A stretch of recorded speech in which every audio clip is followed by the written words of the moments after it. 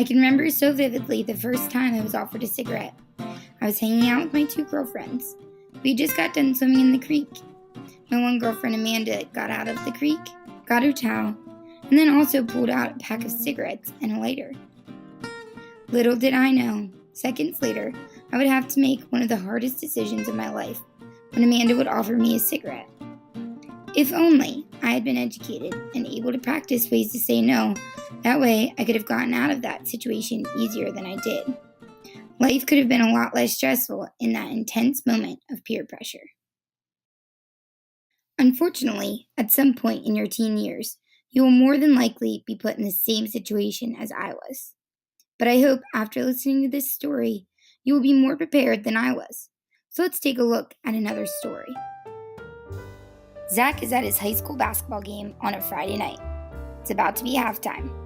At halftime, all of his friends decide they want to go outside to hang out in their cars and listen to music.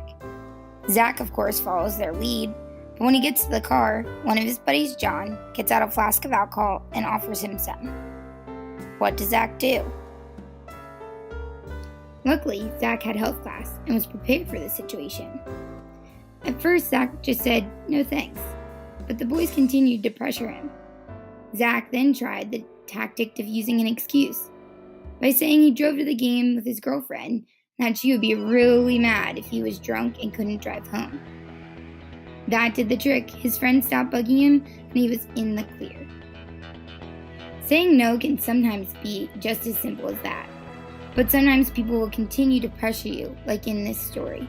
So it's important to be prepared with some other ideas in order to get yourself out of this difficult situation. Here are some other ways you'll be practicing saying no. Use humor. Someone asks you, "Do you want some alcohol?" Say something like, "Nah, I'm allergic." Use your parents as an excuse. Someone asks you, "Do you want some alcohol?" Say something like, "Dude, do you know what my parents would do to me if they caught me?